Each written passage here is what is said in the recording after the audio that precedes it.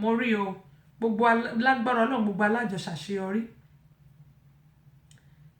ṣe rí eléyìí àwọn tí wọ́n mọ ẹjẹ́ kí n sọ lè ẹ̀yin tẹ́ bá record mọ̀ pé àwọn tí ò kí ń ṣe presenter ó máa ń rí bákan bákan téèyàn bá jẹ́ presenter kì í mọ bó ṣe máa ṣe rí ẹni tó bá jẹ́ presenter wàá lè béèrè pé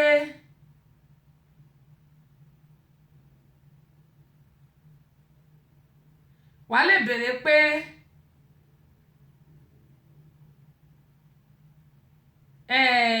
wàá lè béèrè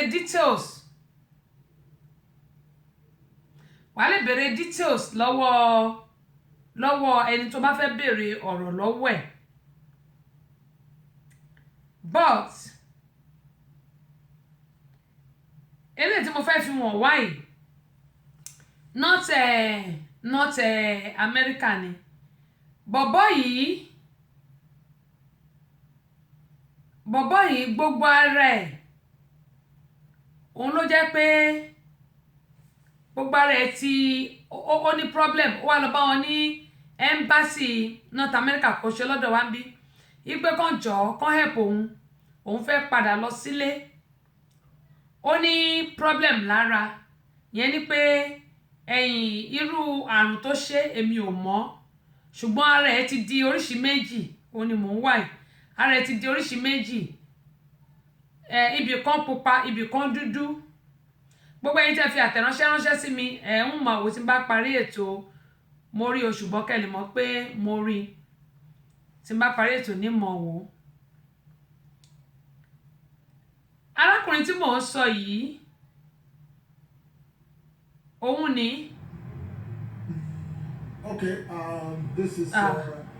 Clinton Avenue in Newark, New Jersey, and irọ́ kan ṣe ti New York ti New York kọ́ lélẹ̀ ọ̀tọ̀ lélẹ̀ ibo ló wà o ẹ jẹ́ ń wá àbí mo ti gbé sínú the Center for Family Resources ni ṣẹ́rí ẹni tí mò ń sọ yìí ààrẹ oríṣi méjì báyìí ni mo fẹ́ fi wọ̀n wá wípé a lot of homeless ló wà tó jẹ́ ọmọ Nàìjíríà ẹ jẹ́ ń wá torí mo ti ní màá fi wọ̀n wá àwọn ọmọ Nàìjíríà tó jẹ́ homeless gbogbo àtàwà nílùú òyìnbó mo gbàládùra pé ẹ wò ní sọ́ṣẹ́ wa níṣẹ́ wa ò ní jábọ́ o ilé wa náà ò ní jábọ́ ṣùgbọ́n káwa náà ká má kọjá àyè wa ká má ṣe nǹkan tí ohun ọwọ́ mi ò tó máa fi gọ̀gọ̀ fà á ohun ọwọ́ mi ò tó máa fi gọ̀gọ̀ fà á mo bẹ̀ wá ẹ má jẹ́ ká ṣe é ó ní mò ń wá yìí o mò ń bọ̀ torí bóyá nu the Center for Family Resources ló wà ẹ jẹ́ ń wò ó bóyá bẹ́ẹ̀ ni mo fi sí bóyá bẹ́ẹ̀ ló wà arákùnrin yìí ní North America ni ó wà kò ń ṣe ọ̀dọ̀ wa ń bí ó lọ bá wọn ní embassy mo fẹ́ kẹ́ gbọ́rọ̀ ẹnu ẹ̀ tí màá ti gbójú ọ̀la ni màá play ẹ̀ ó lọ bá wọn ní embassy pé kọ́njọ kọ́ help òun kóun padà sílùú Nàìjíríà ó ti di homeless ó dẹ̀ ti wà nílùú ó ti wà ní North America fún bíi probably 12 years ṣé 12 years ló pé gbogbo ara ẹ̀ ti wá ara ẹ̀ dúdú sáìdì kan pupa ó wá ṣe tó mo máa ń sọ fáwọn èèyàn tó wà nílùú Nàìjíríà wọ́n máa ń ròyìn pé gbogbo ẹni tó wà nílùú òyìnbó òun náà ni ó lówó lọ́wọ́ àbí gbogbo ẹni tó wà nílùú òyìnbó òun náà lórí jájẹ àbí gbogbo ẹni tó wà nílùú òyìnbó òun náà òun lélẹ̀ inú the Center for Family Resources ni mo fi sí. This is inú ẹ̀ ló wà. Nigerian in Trinidad and Tobago by name Sesan Ojo. I'm going to interview. Sesan lórúkọ ẹ̀ jẹ́ Sesan Ojo. To go back to Nigeria. So we want it to go viral so that he will have a help to go and see his family. Ẹni tí ó ń bèrè ọ̀rọ̀ lọ́wọ́ ẹ̀ yìí mo ń bọ̀ ẹni yìí kàn ń gbìyànjú ni ṣùgbọ́n interview tó ṣe tó bá yẹ pé presenter ni wọ́n máa béèrè details yẹn ni pé wọ́n á béèrè gbogbo kùlẹ̀kùlẹ̀ bí wọ́n ṣe lè rí ọmọkùnrin yìí ni bí wọ́n ṣe lè ràn lọ́wọ́ ni tá a bá ń interview àwọn èèyàn tá a bá rẹ́rù àwọn nǹkan báyìí tá a bá ń interview torí eléyìí nìsín à ń gbìyànjú káwo bá ṣe lè contact ẹ̀ ṣùgbọ́n ẹni tó interview ẹ̀ yìí kò interview ẹ̀ débi pé ẹ̀mọ̀ pé ẹni tí ò bá ti ń ṣe presenter ó máa lójú àwọn nǹkan tí ó lè béèrè ṣùgbọ́n tó bá jẹ́ presenter wọ́n á béèrè ilé wọ́n á béèrè ọ̀nà wọ́n á béèrè nọ́mbà wọ́n á béèrè ibi tó lè wá sí wọ́n á béèrè bó ṣe lè rí débi pé people can help irú NGO tiwa kò lọ́wọ́ ìjọba nínú àwa làwa ń ṣe láàrin ara wa ipe ìwọ̀nba nǹkan tá a bá ní káà náà ká dẹ́rìn pẹ̀kẹ́ nìkan ṣùgbọ́n eléyìí bá ṣe ń gbìyànjú pé ká wò bá ṣe lè rí bá ṣe lè ràn lọ́wọ́ ṣùgbọ́n arákùnrin tó interview ẹ̀ yìí mi ò lè báwí nítorí pé kì í ṣe presenter kì í ṣe pèdèpèdè tó bá jẹ́ pèdèpèdè ni àwọn nǹkan kan wà àwọn ọ̀rọ̀ tá máa pa ìfọ̀rọ̀wérọ̀ tá máa ń ṣe fáwọn èèyàn ó máa jẹ́ káwọn èèyàn lè contact yìí pé káwọn èèyàn lè rí ẹni tí nǹkan bá ṣẹlẹ̀ sí ẹ máa gbọ́. Speak louder. Benjamin Sesson Ojo from Ilesha, Osun State. ọmọ Ọ̀ṣun ni o Òjó Benjamin.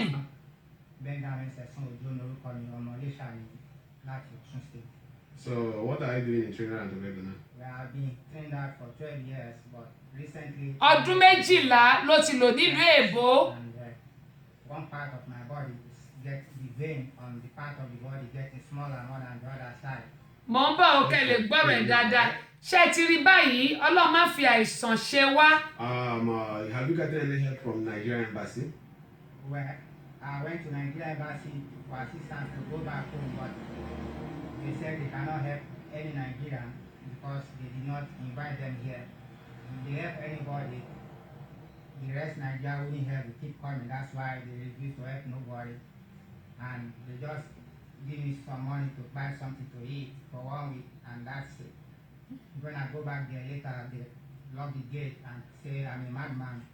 that they should not allow me to go inside. Okay, cool. Now, all you want now is help to go back home to Nigeria, right? Yeah. Okay, now, so dear Nigerians, this is one of our brothers in Trinidad and Tobago. You need help from Trinidad. Tobago ṣe ti gbọ́ èmi ò tiẹ̀ gbọ́ bẹ́ẹ̀ rí Tobago ní arákùnrin wa Tobago. To go viral so that it will help. It will help to facilitate his traveling to Nigeria. The ticket from Trinidad and Tobago to Nigeria is about $3,000 US, which he don't have. So we need help. Bíi $2,000 sí $3,000. That we see with support for him to go and want it to go viral. So do you have anything to tell the Nigerian and Yorubas? Just speak in Nigerian and also in Yoruba. Well, the only thing I would like to say is that I need the help of Nigerian brothers and sisters to assist me here. All over the world, right? I'm not working, and I'm a burden to almost everybody. I need help to survive, to eat, till when I go back to Nigeria. Can you speak a little Yoruba for your brothers? Yeah, ẹbí mi, ẹ̀gbọ́n mi lóbìnrin àti lọ́kùnrin mo bẹ̀yìn ni mo fẹ́ padà sílé ṣàlọ́dọ̀ àwọn ẹbí mi kí lè rí ìtọ́jú mo ní ìrànlọ́wọ́ láti rà títẹ̀ mo ti wá lu ìtìpẹ́ lò tọ́wọ́ nísìsiyìí mo sickness yẹn ju agbára mi lọ but mo ní ìrànlọ́wọ́ láti padà sílé. Okay, cool. Now I get you now, right? Let them see your body and see that you are really sick. ṣe rí pé ara arákùnrin ẹ̀ rí ara ẹ̀ oríṣi ara méjì ló ní. So Nigerians, please, let's help. What's more than that? Yeah, let's help him and let him go home, please. It's as you get this video, keep sharing it till you get to the family because he lost contact with the family and everything, and you want to get back. Okay, Yeah, cool. what's more than that? Yeah, look at his leg, everything going down. So I now, don't tell nobody about it. yeah, cool. So let's So many times I walk limp. People. ohun tí mò ń sọ nìyí tó dẹ̀ mo ṣe máa ń sọ yín pé ẹ̀wọ̀ ìkan náà lélẹ́yìí tó fẹ́ yí bíi kí wọ́n ti pè New York lélẹ́yìí wà mo ń ṣe ń bọ̀ o ẹ jẹ́ kọ́kọ́ sọ̀rọ̀ sí eléyìí tí a wò yìí gẹ́gẹ́ yìí máa ń sọ pé ẹ̀gbọ́n mi wà nílùú òyìnbó àbúrò mi wà nílùú òyìnbó ẹbí mi wà nílùú òyìnbó mọ nǹkan tó ń ṣẹlẹ̀ sẹ́ni ẹ nílùú òyìnbó for instance ẹ wo orú arákùnrin ọdún 12 ló tó wà ní ṣé bégò ló pè àbí bọ́ọ̀ ló ṣe pè ṣé bégò àbí nǹkan kò ń ṣe bégò tá à ń jẹ o kò ń ṣe bégò búrẹ́dì o bégò èmi ò mọ bẹ̀yẹn mi ò gbọ́ rí torí ìgbọ́dọ̀ parọ́ yìí gbọ́ rí àwọn aṣáájú tó ti pẹ́ bí àwọn lè mọ èmi náà mo ti ọmọdé díẹ̀ sì lè mí bíbà ṣùgbọ́n èmi ò gbọ́ bẹ̀yẹn rí ẹ wò ó lòun lọ sí Nigeria embassy ó náà sọ yìí pé ó náà kàn fún un lówó owó tó máa fi jẹun ṣé àmọ́ pé àwọn Nigeria embassy anywhere tó bá wà nílùú òyìnbó tí irú nǹkan báyìí bá ṣẹlẹ̀ ó yẹ kí wọ́n ṣe ticket láti lè dá ẹni yẹn padà sílé kí àwọn ẹbí ẹ̀ kán lè ràn lọ́wọ́. Lóòótọ́ wọn náà wọn ò rán níṣẹ́, àwọn kan náà ní kó wá sílùú òyìnbó, ṣùgbọ́n kán má gbàgbé pé ẹni yìí burden ló máa jẹ́ fún àwọn ìlú tó wà, ìlú onílùú tó wà. ṣé àmọ́ pé nígbà tí kò lè ráyè padà lọlé, a lot of people ló wà nílùú òyìnbó, kò ṣe Amẹ́ríkà nìkan, both Canada, London. Ti London yìí tẹ̀ wá burú jù, ṣèbí London wọ́n tẹ̀ fún wọn lówó bàbá, ibi báyìí wọ́n fún ọ ní food stamp, ṣùgbọ́n ìwọ tó bá ti gba food stamp o ò lè mú èèyàn ẹ wọlé, o ò lè mú ọmọ ẹ wọlé, o ò lè ṣe nǹkan kan. Ṣùgbọ́n wọ́n tó bá ti gbà, tó ń rọ́jú, tó ń forí tì, tó ń rún mọ́, tó ń rórí mọ́, tó ń ṣe gbogbo ẹ̀, irú àwọn tó jẹ́ pé wọ́n máa ń lè múyàn wọlé nìyẹn. Ẹ wo arákùnrin ọdún 12 ló ti wà nílùú òyìnbó, ó wá ní problem, ara ẹ ti di oríṣi méjì. Ẹ wo ẹ̀yin náà ti rí pé arákùnrin sick gan, ó sick, seriously sick. Irú èmi nìsín à ń gbìyànjú láti lè wá arákùnrin, à ń gbìyànjú láti lè wá, ṣùgbọ́n ẹni tó interview ẹ̀, he didn't do a good job. Mo mọ̀ pé torí pé kì í ṣe presenter, ó ṣe ó gbìyànjú láti gbé síta, ṣùgbọ́n in case tá bá rí àwọn tí wọ́n interview àwọn èèyàn báyìí, ẹ jọ̀ọ́ mo bẹ̀ yín torí Ọlọ́run, Tobago, Jamaica ló wà, ó bá parí, ó tán. Jamaica ló wà, Jésù mi o. North America mo ti rò pé ó wà, ó tán. Ẹ̀yin ó dáa, ṣùgbọ́n àwọn Nigerian embassy tó wà ń bẹ̀, ṣé bí wọ́n lè help ẹ̀ láti lè padà sílé? Ẹni tó dẹ̀ interview ẹ̀ mi ò rí bá wí torí pé kò ń ṣe presenter. Tó bá jẹ́ presenter ni a lè béèrè details ẹ̀, wípé báwo ló ṣe lè contact ẹ̀, torí àwọn ń gbìyànjú pé bóyá ká tiẹ̀ lè rí. Àbí nígbà tí àwọn ti wà nílùú òyìnbó for past 12 years tó wá sick, ẹ wo bó ṣe rí, ẹ máa mọ̀ pé this man is very very sick, he's ill, ó sick. I'm going to interview him now. He's a homeless and he wants to go back to Nigeria. Homeless. So we want you to ṣé àmọ́ pé tí àwọn bá lose ilé, to go and see his aṣíwájú, tí àwọn bá lose ilé tó lose gbogbo nǹkan tó ní, tó sùn ta, ó lè affect body ẹ̀, ó lè affect body ẹ̀, nítorí pé ẹni yẹn tó bá ń sùn níta, gbogbo lẹ́lẹ̀ tó ń sùn sí tó ń mí sí lára, kò ráyè wẹ̀ déédéé, kò jóúnjẹ gidi, kò gbénu lé. Ṣẹ́rí àwọn tó wà tó jẹ́ homeless yẹn, kò sí ní àrùn kan máa wà lára wọn ṣá ni, àrùn kan máa wà lára wọn. Fáfáná yìí tẹ́ wà lórí Instagram, ṣẹ́yìn náà rí dáadáa, àrùn kan máa wà lára wọn. Ẹ wò ó ṣe ṣe pé onílé ọlọ́nà ní nílùú Nàìjíríà, ẹ wò bó ṣe wá rí. Ṣé wọ́n parọ́ ni? Wọ́n ní wọn invite wa lóòótọ́, ṣùgbọ́n tílùú wa náà bá rí bá a ṣe fẹ́ ni, ṣé a máa káàkiri? Eléyìí ló yẹ káwọn ìjọba wa máa wò, kí àwọn ìjọba wa máa mọ̀ yí pé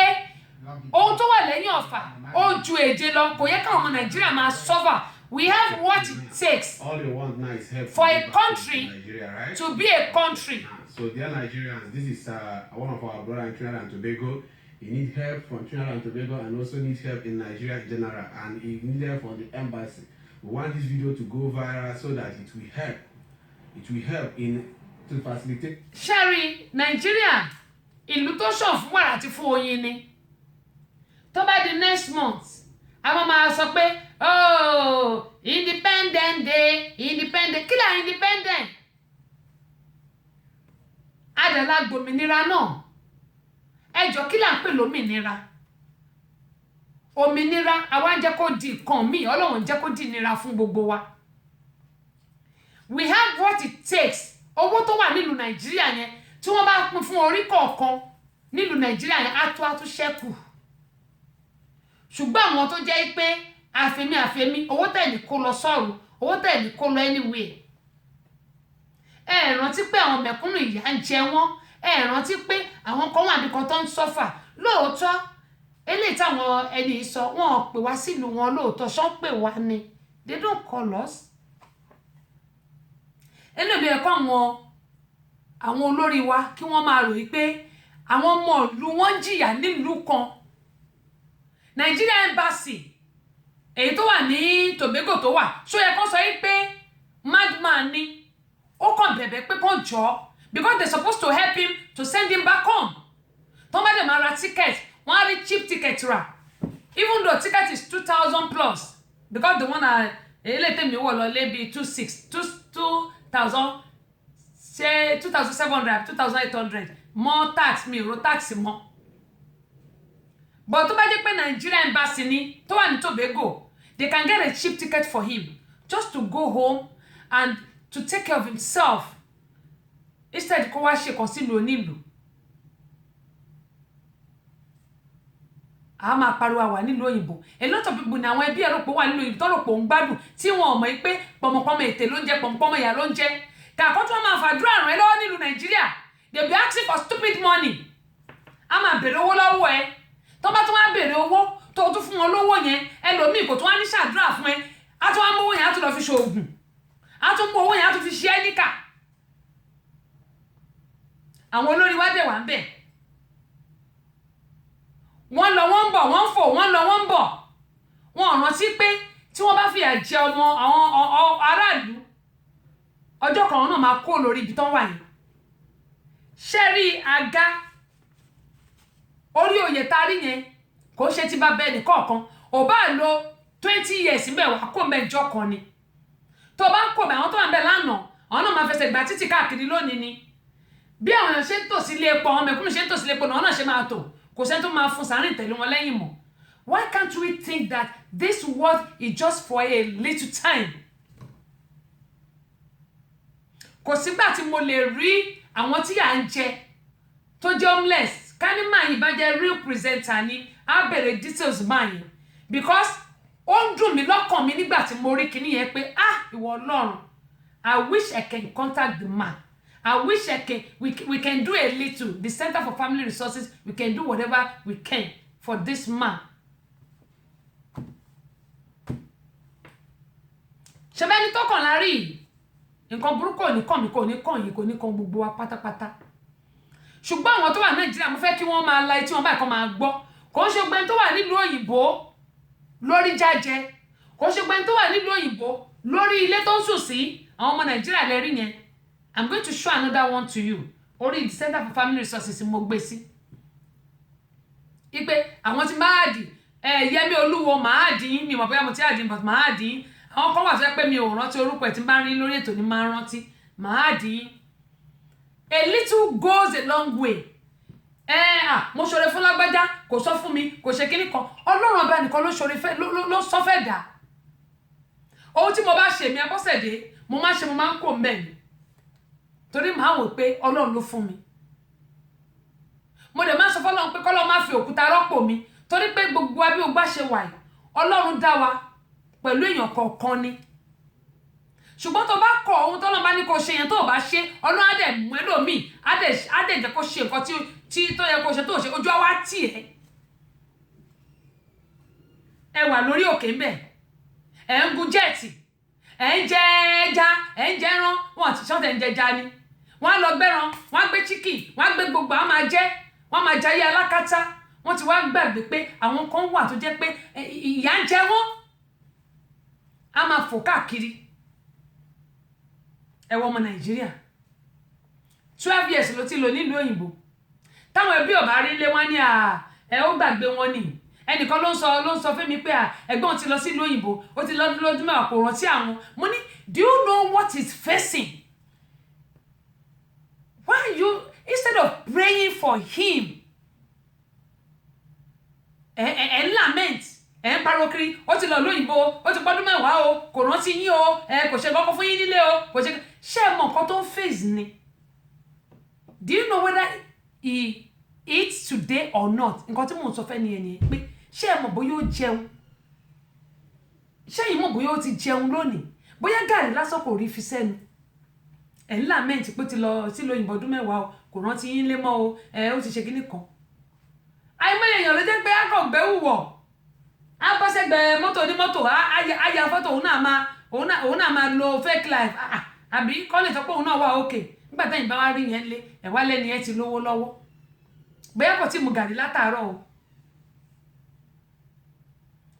ẹni ẹ sọ ẹ̀gbọ́n ti lọ sí ó ti wà lamẹ́ríkà nílùú yẹn fún bíi 10 years kò tí ẹ̀ rántí wa mo ní kò rántí yín ṣẹ́yìn gbàdúrà fún ṣẹ́yìn pé báwo ni láìfẹ́ ṣẹ́yìn pé ṣó o ṣiṣẹ́ ṣó o ríṣẹ́ o ṣé gbogbo nǹkan ń dùn o ṣẹ́yìn gbàdúrà fún mo nígbà tó bá rẹ ẹni yẹn lọ́rùn ló máa lè rántí pé òun lẹ́bí bì kan ẹ worú eléyìí nísìn for past 12 years ló ti wà nílùú òyìnbó mo dẹ̀ sure pé kò ń ṣe 1 year kò ń ṣe 2 years kò ń ṣe 3 kò ń ṣe 4 ló fi sick yìí kò ń ṣe 5 ẹ rí pé ó ti wà ó ti ní malnutrition ó ti wà dehydrated bó ṣe wà yẹn tó bá lọ ilé hospital náà máa gbé lọ straight I can bet you ó ti wà dehydrated ló ti wà dehydrated ẹ ti rí pé malnutrition ni máa yẹn ẹ wò bí àwọ̀ ara ẹ̀ oríṣi méjì làwọ̀ ara ẹ̀ ibì kan ó ṣe tó wá pupa àwọn ibì kan dúdú délẹ̀ ẹsẹ̀ ibì kan tóbi lẹ́sẹ̀ ibì kan tínrín tá a bá lẹ́ni tó wà nílùú gbogbo ẹni tó wà nílùú Nàìjíríà ni mò ń bá wà tẹ́ bá ń gbọ́ tẹ́ bá lọ wo fídíò mi òun mo ṣe máa sọ káwọn èèyàn máa bá mi share gbogbo ẹni tó wà nílùú òyìnbó ológun must struggle everybody ń ṣe kò sí ẹni tó tọ́tọ̀ àfẹ́ tó bá ń jẹ́ pé wọ́n ń wọ ike mo tún máa ń sọ mo tún sọ àfẹ́ tó bá ń wọ kejọ́ táwọn pálábá wọn bá dẹ̀ ségi lẹ́ẹ̀ni gbóhùn ọmọ náà máa wà ní kérémọ́njé irú àwọn tó dẹ̀ pé bóyá à ń ṣe kẹ́sẹ̀ tá a ṣe gbogbo ẹ̀ mo rántí pé ńgbà mo dé ibi mo ti lọ bá wọn ṣe kọmọ tán ní kí n tí mo bá wọn ṣe MC èmi dẹ̀ ní pẹ̀lú ẹ̀ ní àtọ̀yàyà ni àìmọye àwọn èèyàn ni mo kọ́ ni mo ń text pé mo fẹ́ kẹ́ ẹ ní pàtì lórí CD tí mo ṣe ẹjọ́ tó lọ́lọ́ send address yín sí mi nítorí pé ẹni tó bá support mi tó fún mi irú ẹni bẹ́ẹ̀ inú mi máa ń dùn ní pé ó ń wá progress mi. Sister Janet, welcome on board my sister, how you doing? Ẹ ṣé ọjọ́ o ẹ jẹ́ kí n ka nǹkan tí àwọn èèyàn kọ kó tó di pé a tún tẹ̀síwájú. Yẹmi Olúwo wọ́n ní you know how Nigeria embassy is, they can't do anything. They can my brother, they can, because they don't want to do it. Nigeria embassy, okay, why are we having embassy? First of all, it's a government embassy, right? Nigeria embassy is government. Okay, ṣé mo mọ̀ pé lóòótọ́ àwọn kan ni wọ́n rán wá sílùú yìí. But tí wọ́n bá rí nǹkan tó kù díẹ̀ káàtó, body ni máa yẹn jẹ́. Bó ṣe jẹ́ homeless, okay, ẹ jẹ́ kí n sọ nǹkan fún yín. Tí máa yóò bá rẹ́ni help láti padà sílé. Ṣé mọ̀ pé ó lè sọ ẹ̀mí ẹ̀nù. Tó bá sọ ẹ̀mí ẹ̀nù, ẹ jọ̀ọ́, ṣé tí tó bá pé wájú embassy ló lọ ṣe kan sí wọ́n wá pé àwọn ìjọba àwọn council àbí ipe kán wá gbé bọ́dì ẹ̀ kú o tí wọ́n bá gbé torí Ọlọ́run wá gbé torí òórùn ṣùgbọ́n tó bá lè help ẹ̀ tó lè lọlé tó bá jẹ́ pé máa tó interview ẹ̀ ó ṣe débi pé tó bá pé máa ẹ̀ ṣe débi pé èmi lè rí tá a lè gẹ̀ẹ́gẹ̀. So we need help. I bet you gbogbo ọ̀nà la máa fi help ẹ̀. I want you to go. Bí àti ẹ̀ lè san gbogbo owó yẹn, we will try our best. And Yorubas, just speak in Nigerian and also in. Nítorí pé tó bá ṣe kan síwájú embassy tí wọ́n bá ti torí Ọlọ́run, wọ́n á ti torí òun. This man is very very sick. All over the world, right? He's very very ill, sick. Kí ló wá dé? Tó jẹ́ pé àwọn ọmọ Nàìjíríà pàápàá jùlọ embassy wa ta sọ pé a ní káàkiri. Speak a little Yoruba for your brothers. They can't do anything. Yẹmi Olúwo ní we need a resolution in Nigeria for Nigeria to move forward.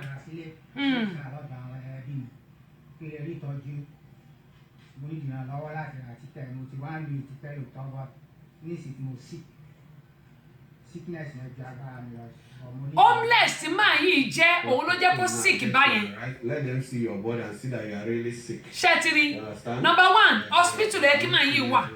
ó wà dehydrated malnutrition everything ni máa yìí ò wà alright rárá. And let him go home please. It's as you get this video keep sharing. Máa yìí ò wà okay rárá. Because he lost contact with the family. àwọn èèyàn dẹ̀ ń gbádùn káàkiri mi ṣe máa ń sọ pé kò ń ṣe gbẹ́ni tó wà nílùú òyìnbó òun ni Ọlọ́run gbé ayé fún ṣùgbọ́n ìwọ tó bá rí jájẹ tó bá rí mu tó bá jẹ́ gàrí ló bá mu tó dẹ̀ fìrọ̀rùn mú pẹ̀lú ẹja díndín please ẹ jẹ́ ká máa dúpẹ́ lọ́wọ́ Ọlọ́run ká kọ́lé tàbí ká ralé tàbí ká ralẹ̀ òun kọ́ ní ìfọ̀kànbalẹ̀ ṣùgbọ́n tá a bá rí ibi gbórílé tá à ń sùn tá à ń jí tá à ń lọ tá à ń bọ̀ tí kò sí wàhálà kankan tá a bá mu gàrí ẹ wò gbogbo ọrùn wa ló máa dí àwọn èèyàn onímọ̀ ọkọ tá à ń ṣe tá à dẹ̀ fa wàhálà ẹ wo arákùnrin is trying to go home he need help but ẹni tó interview ẹ kò get full details kò sí bá a ṣe because a ti ń wá bá a ṣe lè ṣe ipe káwa ti ẹ̀ get it whatever we can do at all. There's a lot of people in America London ìgbà tí mo lọ London yẹn náà I saw a lot of Nigerians tó jẹ́ homeless in London ìgbà tí mo lọ wọ́n wà ní Canada kò síbi tí òun sí wọn ò pè wá lóòótọ́ gbogbo àlà ń gbìyànjú pé káwá báyìí wá ṣe máa da káàkiri àwọn olórí tàdé kò síbẹ̀ àwọn aládẹ fìyà jẹra wa nítorí a máa rẹ́ni tó lè ṣe àwọn tí ò lè ṣe la máa kọ́ síbẹ̀ I wish pé káwọn ológun kọ́ ti ẹ̀gbàjọba lọ́wọ́lọ́wọ́ báyìí bẹ́ẹ̀ mi ṣe wish nìyẹn kí things kó go back to normal à ń kówó jẹ lónìí à ń kówó jẹ lọ́la tí yà ń jẹ àwọn èèyàn nílùú kò síná kò sómi wàhálà ti pọ̀ jọ ń jiyàn gbé lónìí ń jiyàn gbé lọ́la kò síṣẹ́ àwọn retired people wọn ò rówó gbà where are we going in Nigeria tó bá di next month nísìn Nigeria is kíní kan 50 kíní wá arise salute the nation come and join the celebration what are we celebrating what are we celebrating the poor are keep on pouring while the richer are keep on reaching they are richers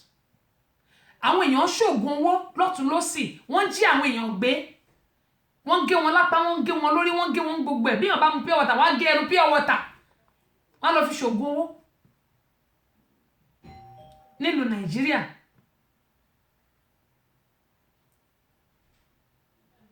aṣáájú ní there's a billions of funds to embassies for citizens in need to help but they pocket it so sad ó dá ẹ̀yìn ó mà ṣe o ṣẹ́rí kíní kan ni mo mọ̀ tó dá mi lójú ilé ayé yìí ohun tó ní káàkù bá ṣe ló máa gbà o gbogbo àwọn tí wọ́n ń fi owó yẹn sínú àpò wọn gbogbo tó fi sínú àpò wọn Ọlọ́run máa mú wọn o nítorí pé tí wọ́n bá fún yín lówó ipe kí ẹ fi tọ́jú àwọn tó jẹ́ pé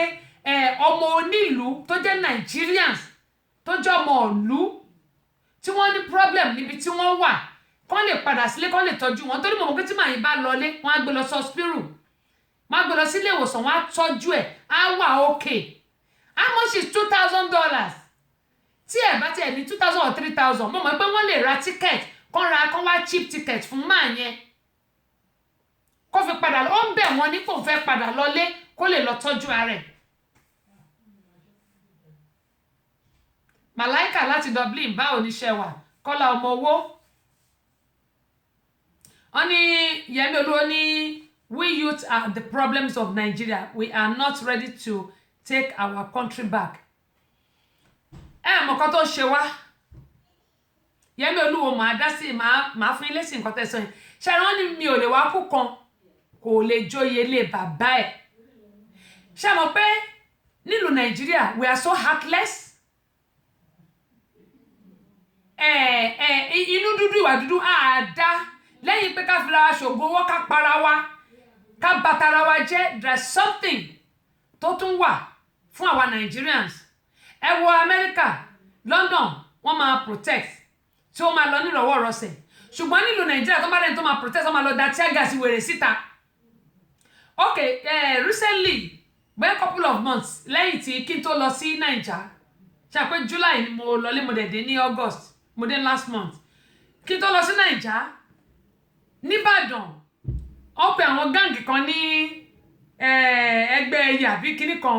àwọn ẹlẹ́gbẹ́ òkùnkùn yẹn ni wọ́n lè dominate gbogbo Ìbàdàn tẹ́gbẹ́ lọ́sàn-án gan àwọn èèyàn ò lè bọ́ta ẹjọ́ nígbà táwọn yẹn bá ṣe kí ló dé táwọn ọlọ́pàá yìí ò bọ́ síta kọ́ lọ yin tíá gáàsì wọn ò bọ́ síta o ṣùgbọ́n tó bá pé abroad ni you can protest ẹ lè ṣe kíní ẹ nírọ̀wọ́ rẹ̀ sì tí ò tẹ̀ ní sí wàhálà tẹ́ máa fi ẹ̀hónú wọn ṣùgbọ́n nílùú Nàìjíríà tó bá tó wá rí ẹni tó fẹ́ ṣe tó jẹ́yàn gidi wọ́n máa pa ni wọ́n Bíbélì ní pé ìwọ tó bá pààyàn ọ̀nà ipa idà náà láti pa ìwọ náà kí ló dé tó jẹ́ pé our Nigerians we don't want our progress owó tí wọ́n ná fún wọn tá iná fún wọn lẹ́bọ̀ tó dé mi ò mọ̀ pọ́ fún ọlọ́mọṣẹ́ máa lọ search mo kíní yẹn báyìí tó dé mi bá ti gbọ́rọ̀ kan máa try láti find out máa ṣe investigation tí wọ́n bá jẹ́ pé lóòótọ́ ni wọ́n fún Nigeria embassy lówó pé táwọn ọmọ onílùú àwọn Nigerians tó bá ní problem wọ́n lè ra cheap ticket bóyá plane mẹ́ta ni wọ́n máa rí cheap one tí ò tiẹ̀ ní tó 2,000 tí ò ní tó 1,500 ó lè má ju 1,000 something lọ then tó bá lè jẹ́ pé embassy wọ́n máa ní discount wọ́n máa fún wọn why can't they do that for this man and let him go home máa yìí ní problem ó sick Yẹmí Olúwo we believe in Godfather Ọlọ́run wa ní sọ̀kalẹ̀ kó wá ràn wá lọ́wọ́ àwa ẹ̀dá la ní láti ràn wa lọ́wọ́ a máa sọ kọ́lọ́ ọmọ owó báwo ni ṣe wà ẹ̀gbọ́n mi a máa sọ náà ni a ní dákẹ́ nǹkan tá a ṣe sọ yìí pé tí nǹkan bá ṣẹlẹ̀ we need to talk about it ààyè ò gbà mí ni we need to talk about it we need to let people know ṣe rí owó àmúwáyé o kò dẹ̀ sẹ́ni tó máa mú lọ ẹni ẹlẹ́ni ò ní jẹ́ṣẹ́ owó èmi ẹ̀pinnu Abọ́sẹ̀dé àtẹ̀yìn olólùfẹ́ mi náà ohunkóhun tí n bá ní nípa láti ṣe fún ọmọ ẹgbẹ́ mi màá gbìyànjú mo ní a little goes a long way tó bá pẹ́ máa yí bá interview ẹni dáadáa èèyàn lè mọ bó ṣe máa contact ẹ̀ ṣùgbọ́n Nigerian embassy tó ń sọ̀rọ̀ pé àwọn ò lè fún lówó tó bá ṣèkan síwájú ọ́fíìsì wọn bẹ̀ yẹn tí wọn bá ti torí Ọlọ́run gbé kúrò á ti torí òórùn gbé kúrò wọn á wo nǹkan tó lè ṣe sí àwọn tó wà ní ọmọ ní ẹbí àwọn wà nílùú òyìnbó just like eléyìí tí mo sọ lẹ́ẹ̀kan mo bẹ̀ ọgbà wa táwa nílùú òyìnbó ẹ jọ̀ọ́ pàápàá jùlọ àwọn ọmọ Yorùbá ẹ jẹ́ ká ṣera wa lọ́kàn eléyìí ò kì í ṣe ẹ̀gbọ́n mi eléyìí ò kì í ṣàbúrò mi tẹni tó dé la rí o àmọ́ tẹni tó ń bọ̀ mo wá gbàládùra ẹ̀ pé nǹkan burúkú kò ní kàn èmi náà Ọlọ́run wà ní kọjá ìmọ̀ṣe sí gbogbo wa nídìí